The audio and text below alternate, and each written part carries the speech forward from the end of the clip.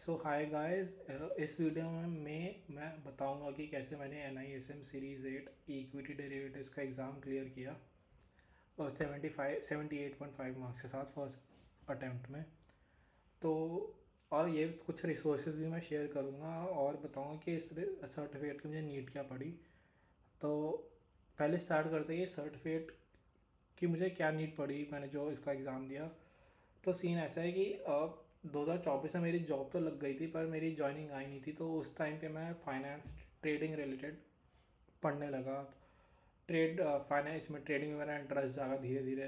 तो मैंने थोड़ा खुद से ट्रेडिंग भी करी, लॉस हुआ लेकिन एक एक्सपीरियंस मिला और कुछ बहुत सारी चीज़ें सीखी।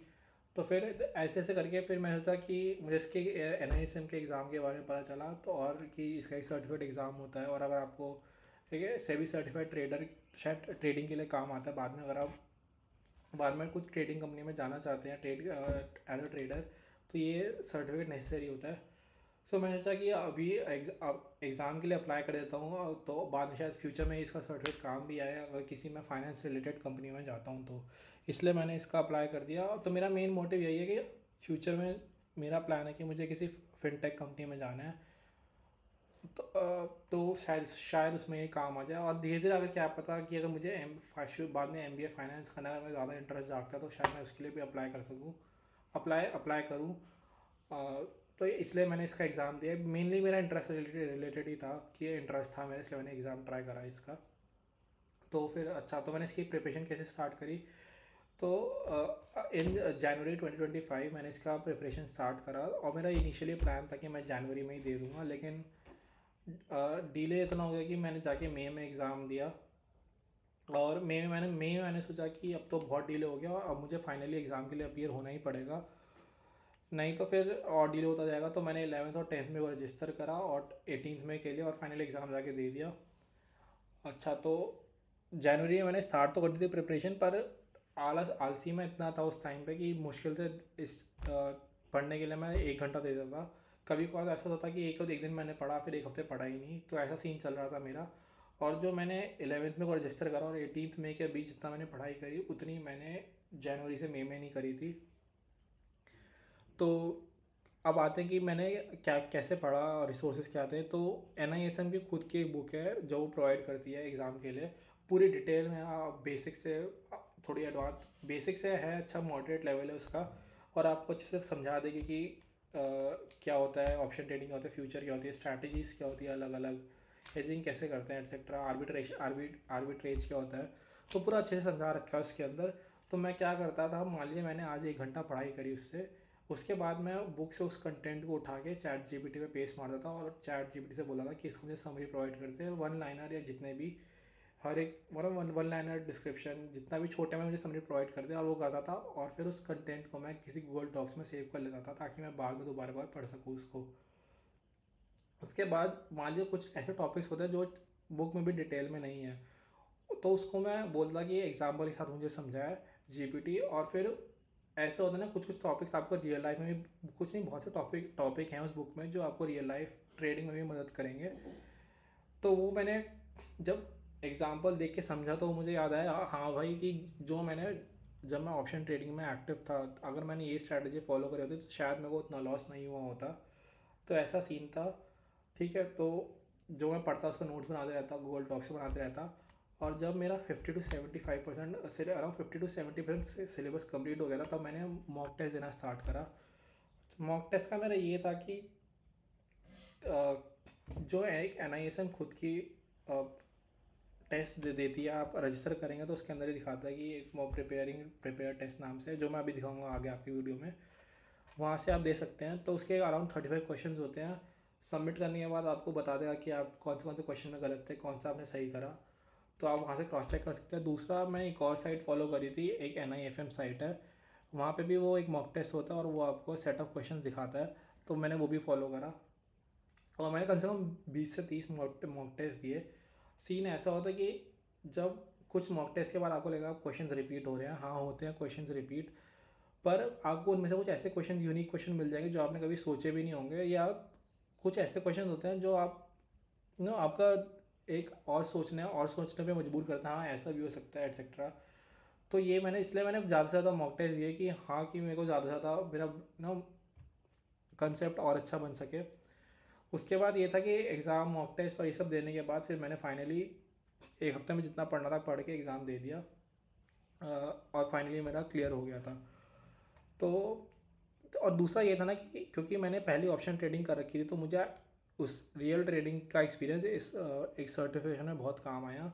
क्योंकि मेरे को समझने में बहुत आसानी हुई कि मान लीजिए जब मैं कॉल ऑप्शन या पुट ऑप्शन के बारे में सेलिंग बाइंग का कुछ पढ़ रहा हूँ या कुछ स्ट्रैटेजीज पढ़ रहा हूँ, स्ट्रैंगल हो गया या स्ट्रैडल हो गया, उससे मेरे को बहुत मदद आई क्योंकि पहले से मैंने कुछ स्ट्रैटेजीज पहले ट्राई कर रखी थी और मुझे पता था कि हाँ इसमें ऐसा होता है, तो मेरा उतना टाइम बच गया उसके अंदर जो समझने में कभी बार टाइम लग जाता है।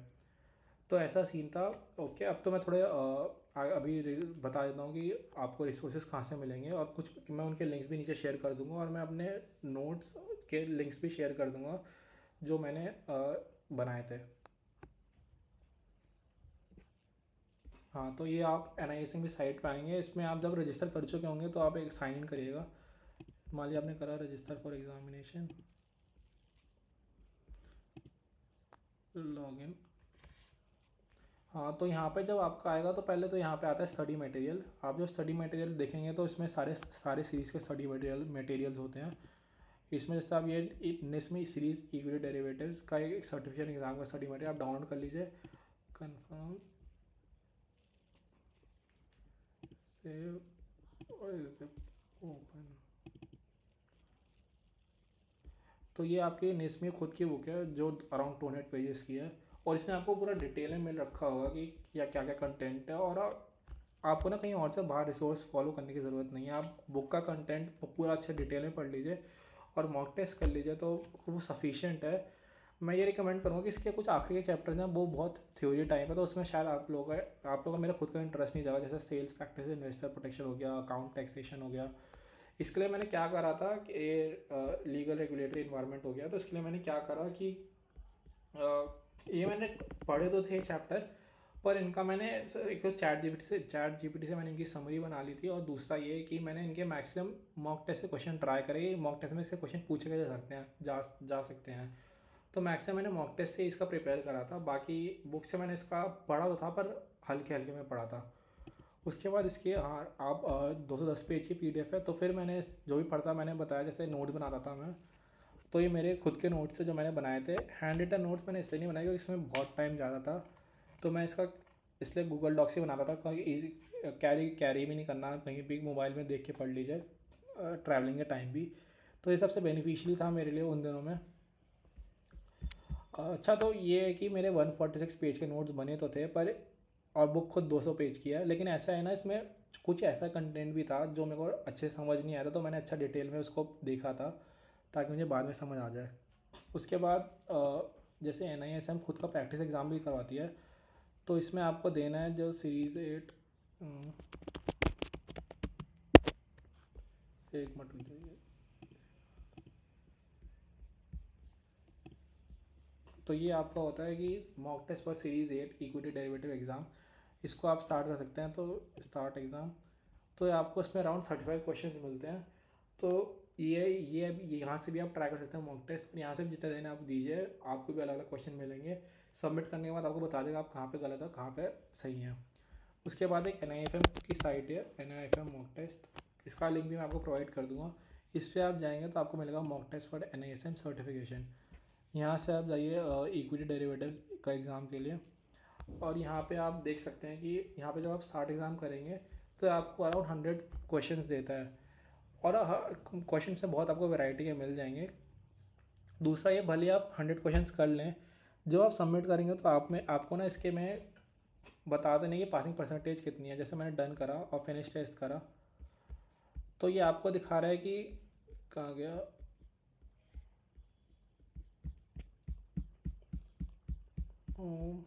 जैसे ये आपको दिखा रहा है कि नेगेटिव मार्किंग ये है, ये आपको इसमें दिखा रहा है कि फेल हैं आपको, लेकिन इसमें स्कोर नहीं दिखाएगा और आपको ये नहीं बताएगा कि आप गलत कहाँ हैं सही कहाँ हैं। तो आपको इसमें क्या करना पड़ेगा कि मान लीजिए आपने कोई भी क्वेश्चन ट्राई करा, उसके बाद आप क्या करें, अगर आपको इस पर कॉन्फिडेंस नहीं हो तो आपको चैट जीपीटी से उसका आंसर देखिए और कुछ क्वेश्चंस का आंसर आप बुक से भी ढूंढिए।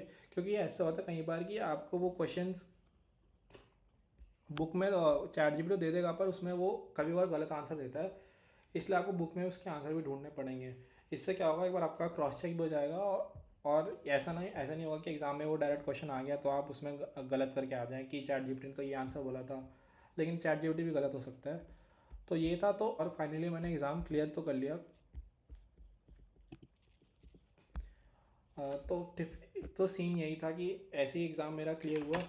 उसके बाद मैं तो यही सजेस्ट करूँगा कि अगर आप एग्ज़ाम दे रहे हैं तो बुक को अच्छे से पढ़ लीजिए बाकी, और थोड़ा अगर आप बुक पढ़ने के बाद थोड़ा रियल ट्रेड भी ट्राई करिए, उसमें आपको बड़ी मदद मिलेगी। ज़्यादा अमाउंट से नहीं, छोटे अमाउंट से करिए। अगर अगर आप नए हैं तो डायरेक्ट कूदिए मत, पहले थोड़ा सीखिए, वीडियो देखिए, समझ के फिर करिएगा ट्रेड उसके। हाँ, फिर बाकी सब यही है और ज़्यादा कुछ है नहीं इसके अंदर। फर्स्ट अटेम्प्ट में किसी का भी क्लियर हो जाएगा, वो बुक या मॉक टेस्ट ज़्यादा से ज़्यादा करेगा। तो इस वीडियो के लिए इतना ही, बाकी सबके लिंक्स मैं नीचे शेयर कर दूंगा, और आपको कुछ डाउट हो तो पूछ लीजिएगा। Thank you.